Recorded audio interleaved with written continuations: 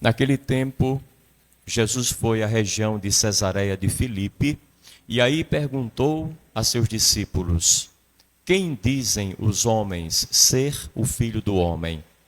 Eles responderam: alguns dizem que é João Batista, outros que é Elias, outros ainda que é Jeremias ou algum dos profetas. Então Jesus lhes perguntou: e vós, quem dizeis que eu sou? Simão Pedro respondeu: tu és o Messias, o Filho do Deus vivo. Respondendo, Jesus lhe disse: feliz és tu, Simão, filho de Jonas, porque não foi um ser humano que te revelou isso, mas o meu Pai que está no céu. Por isso eu te digo que tu és Pedro, e sobre esta pedra construirei a minha igreja, e o poder do inferno nunca poderá vencê-la. Eu te darei as chaves do reino dos céus. Tudo o que ligares na terra será ligado nos céus. Tudo o que desligares na terra será desligado nos céus. Jesus então ordenou aos discípulos que não dissessem a ninguém que ele era o Messias. Palavra da salvação. Então, meus caros irmãos e irmãs, no Evangelho de hoje, Jesus Cristo nos obriga a pensar, a usar nossa cabeça, o nosso bom discernimento para fazermos as melhores escolhas na nossa vida. Ele pergunta aos discípulos duas coisas. Vocês que andam por aí e que têm uma relação muito fácil e intensa com as pessoas todas, o que é que andam dizendo a meu respeito? Qual é a opinião dos outros sobre mim? E aí eles começaram, de forma muito fácil e farta, a responder essa primeira pergunta. Ai, tem de tudo, Senhor. Uns dizem que tu és João Batista, outros que és Elias, Jeremias, ou um profeta qualquer que ressuscitou. A resposta estava muito fácil, muito tranquila, ia de vento em popa, até que Jesus Cristo faz a pergunta que ele de fato queria fazer. E vocês? O que é que de vocês mesmos são capazes de dizer a meu respeito? Qual é a percepção que vocês têm de mim? O entendimento?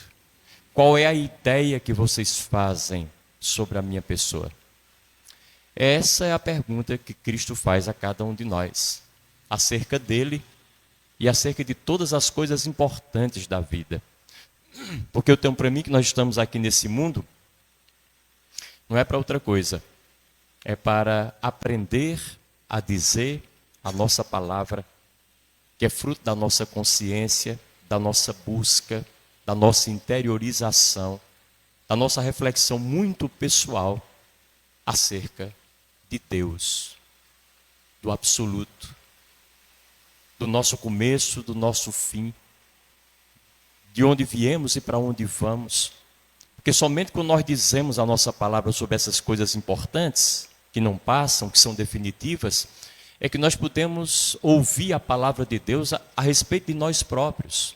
Quando revelamos quem é Deus, Deus revela quem somos nós. Tu és Pedro, e sobre esta pedra edificarei a minha igreja. Então, é urgente que nós o façamos. Deixemos o mundo das opiniões, das doxas, daquilo que é muito variado nas pessoas todas. Porque cada um tem uma coisa diferente a dizer, tem um sentimento distinto a expressar, mas nem sempre essas coisas que temos conosco coincidem com a verdade, com a realidade dos fatos. Então, vejam vocês, essa primeira pergunta é respostada da forma mais variada possível. Mas aqui a gente percebe que há distintas visões nas pessoas. Nenhuma delas corresponde à realidade sobre Jesus. Há uma verdadeira confusão, ideias pouco claras, que não batem com o que é. E mais, nenhuma dessas ideias corresponde à pessoa de Jesus, que de fato interessava. Isso nos alerta para uma coisa muito importante. tenhamos muito cuidado com a opinião dos outros, com a opinião das pessoas, sobre tudo, sobre as pessoas e sobre nós também. Porque às vezes nós levamos muito em conta o que os outros dizem o tempo inteiro. Não devemos, rigorosamente, a princípio, dar ouvidos a ninguém. Especialmente quando essas pessoas estão longe de nós. Não nos conhecem de lugar algum. Mantêm apenas uma relação à distância. Nutrem apenas algum conhecimento aparente acerca de quem somos. Aí, para essas pessoas, menos ouvidos devemos dar ainda. Porque elas não sabem, não se interessam e não nos interessam saber o que elas de longe pensam sobre a nossa vida. Ou seja, às vezes nós ouvimos aquela máxima em ditado popular que a voz de Deus é a voz do povo. Nunca um ditado esteve tão longe da verdade. E hoje mais do que nunca. Porque o povo está tão confuso e com esses imperativos das fake news, das notícias falsas que vão sendo construídas cotidianamente e vão bombando por esse mundo afora, nós sabemos menos coisas ainda. A verdade se distanciou e se distancia o tempo inteiro, cada vez mais intensa e profundamente. Então, a voz de Deus não é a voz do povo. E às vezes a gente até quer esmiuçar esse pensamento, dizendo, ó, quando o povo diz por aí, é porque ou já foi, ou é, ou será. Pode ser que nunca tenha sido, não é agora, e a probabilidade de vir a ser é mínima. Desconfiemos das interpretações que fazem por aí acerca de nós, por exemplo. Então, esse é um dado de fundamental importância. No fundo, o que essa primeira pergunta, com as devidas respostas dadas, nenhuma delas equivalendo à verdade, nos quer dizer é que não importa o que dizem ou pensam sobre nós. As pessoas de fora não nos conhecem, não sabem nada a nosso respeito, muito menos o que se passa no nosso coração e na nossa cabeça. E quase sempre, quando emitem opiniões equivocadas. Então, não nos interessa perder tempo com isso.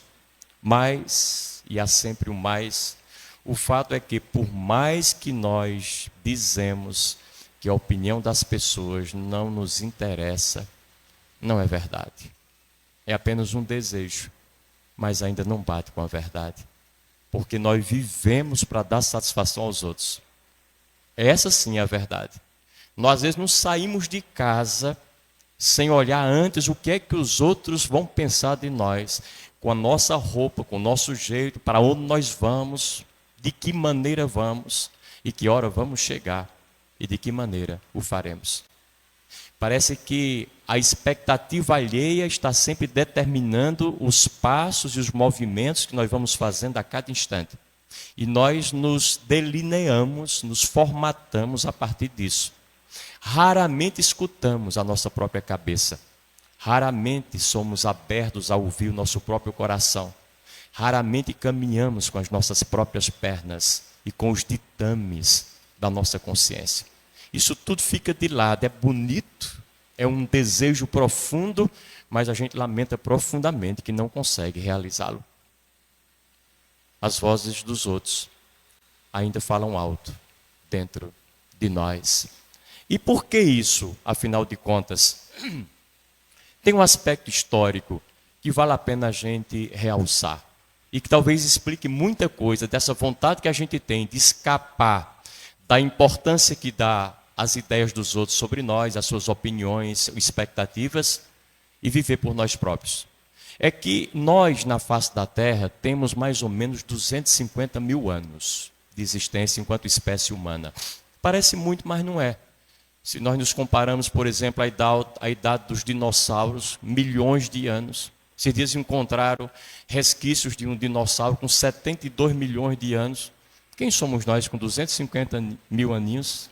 Somos nada, somos bebês, nascemos agora. Estamos engatinhando nesse processo da vida na face da terra. Então são 250 mil anos de existência da raça humana, dos quais 95% nós passamos como nômades, de um lugar para outro, mudando o tempo inteiro, vivendo em pequenos agrupamentos chamados de tribos, no máximo de 50, 60 pessoas, em média 30 pessoas, não mais do que isso. Enfrentando a diversidade de tudo que existe lá fora, os perigos da mata, da natureza, em todos os níveis. E nós precisamos nos encostar uns nos outros. Precisamos de uma vida muito comunitária. Contar sempre com o que estava do lado, porque sozinhos não conseguiríamos sobreviver minimamente. Pelo menor espaço de tempo possível. Nós somos oriundos desse tempo. Passamos a vida inteira assim. Então, nessa época, a nossa imagem era muito importante para o outro, do nosso lado, da nossa tribo. A nossa boa reputação era fundamental para sermos bem aceitos pelos amigos da tribo, pelos iguais da tribo. O nosso comportamento equivalente às expectativas dos nossos iguais era também imprescindível. Se a gente não correspondesse às expectativas do grupo, a gente era expulso do grupo, era jogado no meio da selva. Resultado, morreríamos facilmente. Precisávamos da aceitação do grupo. Passamos 95% desse período de 250 mil anos vivendo assim.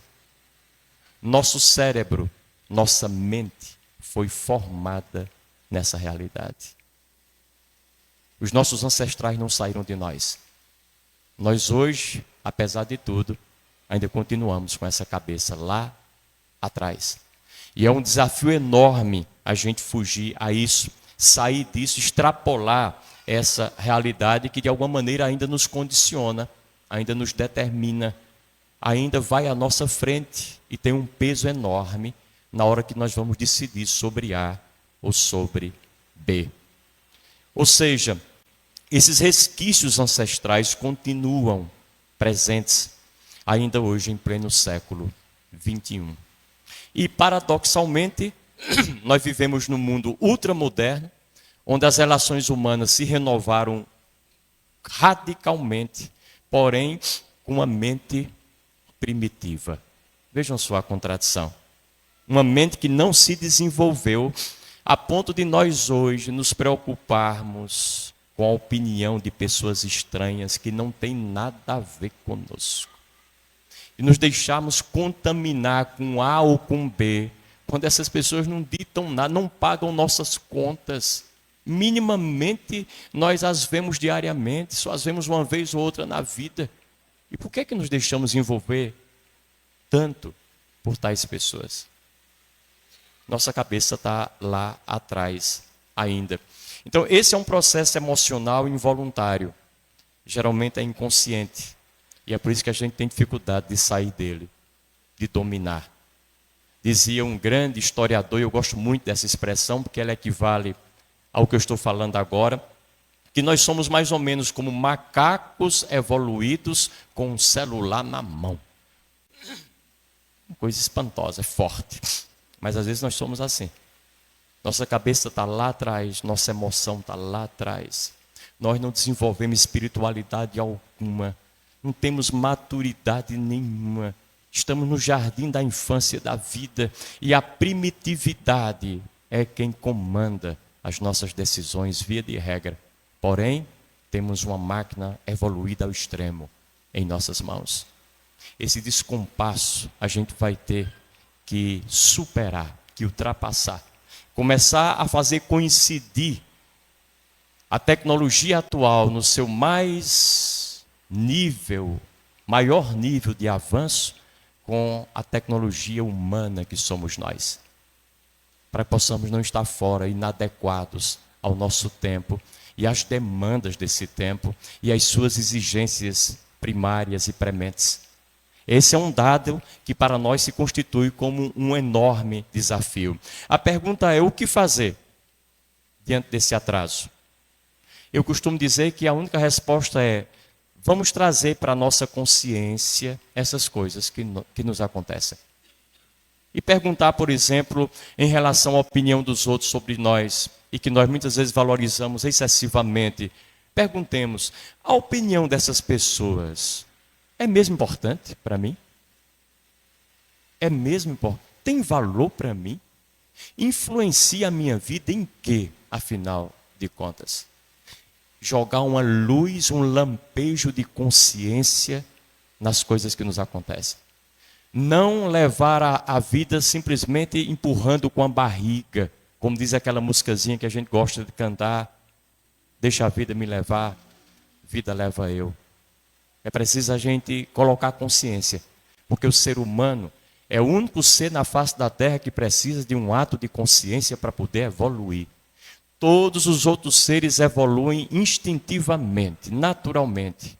A gente coloca um animal qualquer ali num pasto com um pouquinho de água e ele está feliz da vida. Lá ele cumpre o seu propósito, a sua finalidade. Agora coloca um ser humano numa casa, uma mansão, com tudo e mais alguma coisa lá dentro, que em 3 dias ele está querendo pular um muro para procurar resolver-se lá fora, na interação com os outros.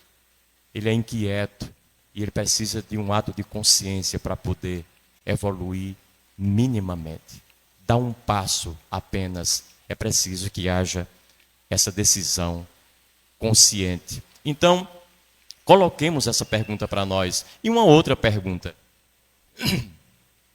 Diante das opiniões alheias sobre nós, imaginemos o pior cenário que essas opiniões nos possam criar. Em que a opinião dessas pessoas pode diminuir a minha vida? Pode trazer algum mal efetivamente para mim? Pode trazer-me algum risco importante? Pode ameaçar a minha integridade física, moral ou coisa que o valha? E às vezes a resposta é em absolutamente nada. As opiniões das pessoas sobre nós não são problemas nossos, são problemas delas. Elas que se resolvam com isso. Depois, as opiniões das pessoas sobre nós são aquilo que na filosofia a gente aprendeu dizendo: são aquelas coisas com as quais ou sem as quais nós continuamos tais e quais. Não influem nem contribuem para nada. Não subtraem nem adicionam nada a nós. Colocar consciência nas coisas que nos acontecem o tempo inteiro. Depois, no mais a mais, acreditemos na força da verdade. Por mais que digam, que arquitetem, que inventem mentiras e mais mentiras sobre nós, a verdade um dia vai mostrar o seu brilho, vai mostrar a sua luz, vai revelar a sua face. O Evangelho já dizia na pessoa de Cristo: não há nada escondido que um dia não venha a ser revelado. Nada que se diga debaixo de uma cama que um dia não se diga no alto-falante por cima dos telhados. Acreditemos na força, no vigor, na preponderância e na determinação da verdade. Quem está com a verdade não tem medo das mentiras, por mais que elas pareçam fortes e contundentes, por mais que queiram ser destrutivas, porque elas um dia vão ficar para trás, absolutamente para trás. Eu me lembro, me permitam dar esse exemplo meu, porque isso me impactou bastante e me fez pensar. Quando eu era padre, bem jovem, tinha o 1º ano de padre, eu era administrador paroquial da Sé Catedral. Ainda foi no Antigo Testamento isso, viu? Vocês não se lembram bem. Eu completo daqui a mais 3 meses 35 anos de padre, então já faz um tempinho. E lá a gente criou o que se chamava um Vale Tudo. Era um bate-papo que a gente tinha toda segunda-feira à noite, num salão paroquial, e reuníamos ali 100 pessoas, em média. Jovens, pessoas idosas, adolescentes, universitários, os mais diferentes tipos, que tinham curiosidade de debater sobre assuntos. E era Vale Tudo que podiam perguntar sobre tudo. E quando eu não sabia, eu perguntava aos outros que sabiam e a gente criava lá uma discussão. Foi um tempo bom, muito interessante. E passado esse tempo, eu fui para a paróquia de São Francisco. E lá dando uma palestra para um grupo, depois da palestra tinha uma senhora me esperando. E ela disse: padre, eu queria falar com o senhor um minutinho. Eu disse: pois não. Ela disse: eu queria pedir perdão ao senhor. Eu disse: mas a senhora fez alguma coisa contra mim? Ela disse: fiz. O senhor não sabe, mas eu fiz.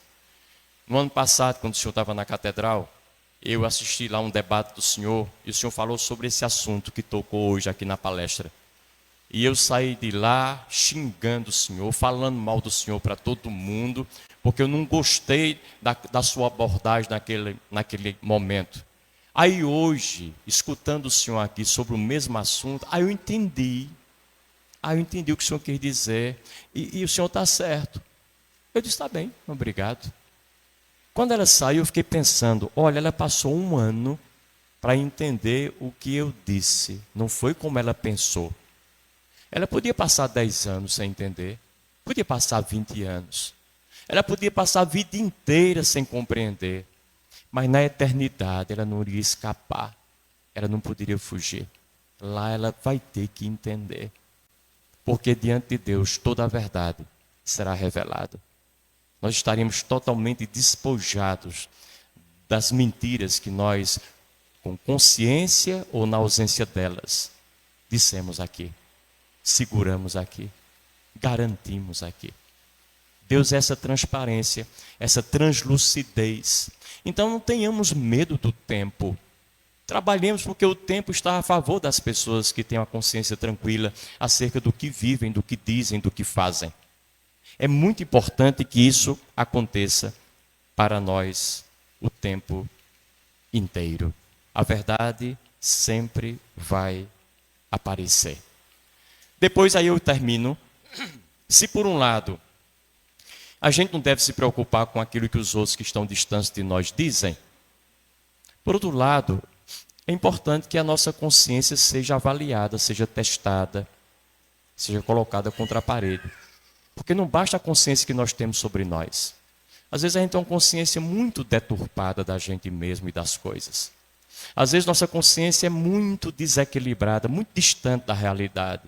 Ou é escrupulosa excessivamente, o que é muito ruim, ou é relaxada ao extremo, o que é igualmente ruim. Não confiemos só no nosso taco.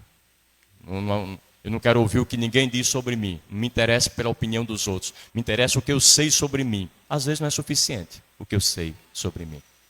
É preciso perguntar às pessoas que moram comigo, que são próximas a mim, que gostam de mim de verdade, que se interessam por mim e que eu também me importo com elas, porque elas são caras a mim. É muito importante escutar as opiniões das pessoas que de fato merecem e precisam dizer algo, porque têm algo para dizer para nós. Elas querem colaborar conosco. E isso a gente não pode deixar de lado e negligenciar de forma alguma. Então as pessoas que nos acompanham moram conosco, os que são moradores do mesmo teto, às vezes que trabalham conosco na mesma empresa. Um dia perguntemos a elas, direto ou indiretamente, o que é que pensam sobre nós. Escutemos com atenção, sem nenhuma interrupção, sem nenhum milímetro, sem nenhuma suscetibilidade. Escutemos humildemente com atenção. Porque às vezes quando as pessoas vão dizendo, a mulher vai dizendo para o marido alguma coisa que pensa sobre ele, mal está começando a dizer: não venha com essa não, porque a gente vai logo se defendendo. Deixa a mulher falar. Porque bem ou mal, certo ou errado, é a opinião dela, é o sentimento dela, é como ela pensa, é como nós nos mostramos para ela a vida inteira. E agora ela precisa dizer. E se ela disser e a gente perceber que está tudo errado, porque não corresponde ao que nós somos, ou pensamos que somos, é hora da gente começar a se adequar, mudar, se corrigir. Se a gente de fato preserva essa relação e valoriza a pessoa com quem a gente está convivendo. Ouçamos as palavras das pessoas que nos interessam.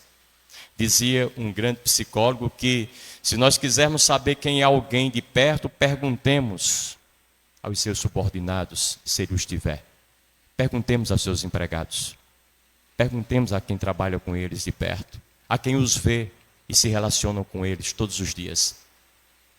Eles têm alguma coisa importante que vê em nós e que muitas vezes nós nos recusamos a ver e aceitar sobre nós próprios. E é por isso que Jesus Cristo não se interessou muito pela resposta dos discípulos quando eles falavam acerca do que os outros pensavam lá fora, mas ele deu muita atenção à resposta dos próprios discípulos sobre ele próprio. Por quê? Porque isso tinha um peso relevante. Afinal de contas, eram aqueles que ele estava formando para dar continuidade ao seu projeto de amor e ao reino dos céus na face da terra. Saibamos distinguir quem merece ser ouvido e levado em conta nas nossas vidas. E apostemos nisso. Louvado seja nosso Senhor Jesus Cristo.